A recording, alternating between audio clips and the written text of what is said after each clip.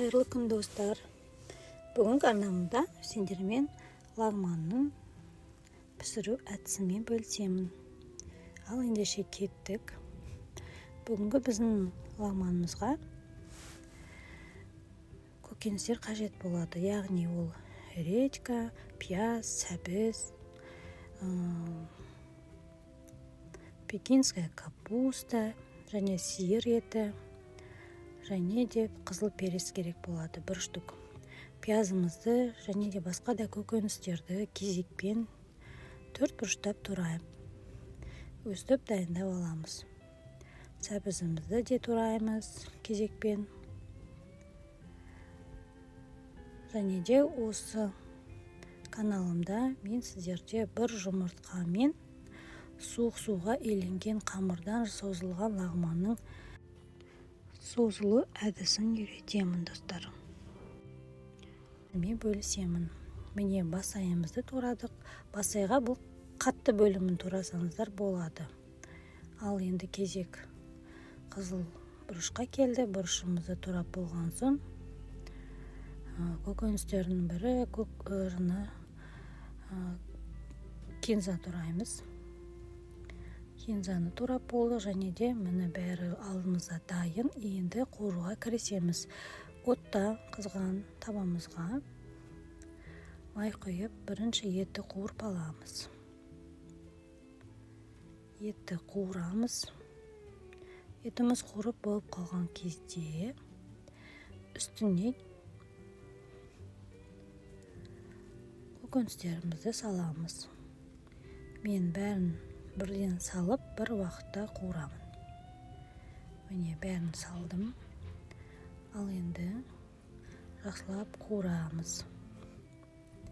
Араластырып отырып, асты күйіп кетпес үшін бәрін қуырып өстіп.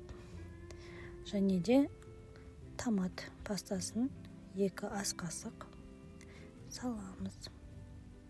Мен әрқашан цинкас томат пастасын қолданам, себебі қып-қызыл әдемі түс береді. Міне қуырылып болып қалды. Сәйеміз үстіне суық су құясыздар достар.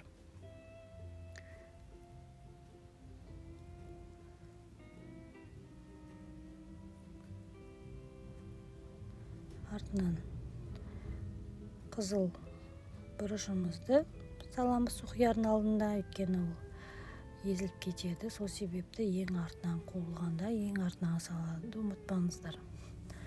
Жаңа басында айтып кетпеппін. Міне өстіп артынан кинзамен қызыл бұрышымызды салып та бір қуырып алдық. Ұзақ емес, бірақ қуырғаннан кейін қара бұрыш үстіне сеуіп, дәміне қарай әркім. Біреу аштыны жақсы көреді, бірақ қара бұрыш ерекше иіс пен дәм береді. Қара бұрышымызды алдық, бетін жауып 2 минуттан кейін үстіне суық суымызды құямыз, айтып өткенімдей. Міне қызыл бұрыштарымыз, сәбізіміз ерекше түс беріп тұр. Ал енді бір жұмыртқамен тұз және суық суға еленген қамырымызды өзі білтелеп кесіп аламыз. Қыздар, қамырды 2-3 илеп, 2-3 тындырып, илеп жауып қойсаңыздар, ешқандай да қиындықсыз созуға келеді. Міне, мен 3 рет өстіп созып, тындырып отырып, 3-ші ретінде жайып аламын қамырымды. Ол біріншісі, яғни білтелеп кескеннен кейін өстіп столдың үстіне қамырымызды қойып, үстіне сұйық май жағуды ұмытпаңыздар. Яғни сұйық май жағып отырып, өстіп қойып отырып созамыз. Міне мен білтелеген кесінділерді созып болып қалдым. Бұл бізде бірінші айналымдағы қамырымыз. Ал енді май жағып, үстіне сәл уақытқа бетін жаба тұрыңыздар. Көп емес қыздар, 5 минут жетеді. Мынандай тарелкаға май жағып аламыз да, дәл ортасынан бірінші салғанымыздан бастап созамыз. Міне ең біріншісін. Бұны екінші айналым дейміз. Және бір жіңішкертіп, бірден жіңішкеруге келмейді қыздар. Және де менің рецептіммен елесеңіздер, қамырды үзілмейді, өте керемет созылатын нандарыңыз. Екінші айналымға келдік.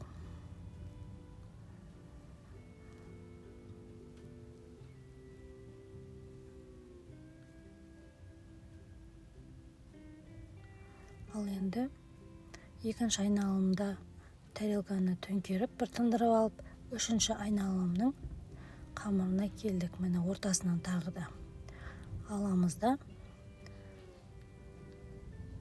созамыз.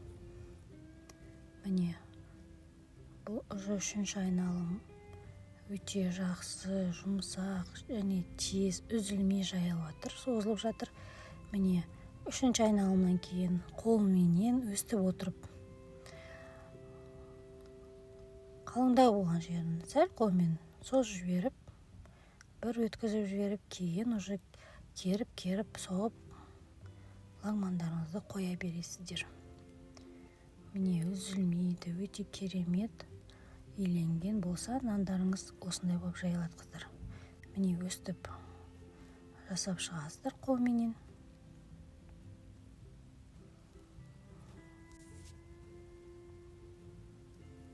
Ал енді өстіп жинаймыз. Екі қолға кезек-кезек нанды іліп, нанымызды іліп отырып,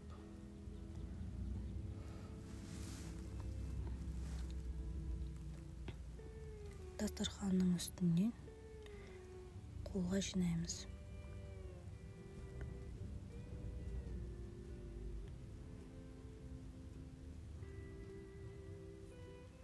Міне керемет. Өстіп бір-екі рет соғып аласыздар да. 2-3 рет. Көресіздер ғой. Нанның жіңішкеруіне қаратай.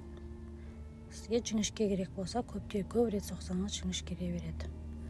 Міне осындай жіңішке әдемі лагмандар шықты.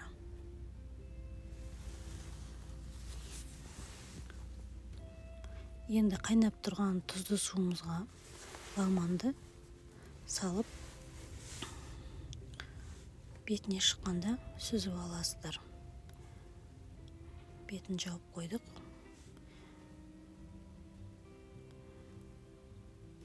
Арасы жабыс қалмас үшін өстіп шаншығышпен ашып тұрасыздар.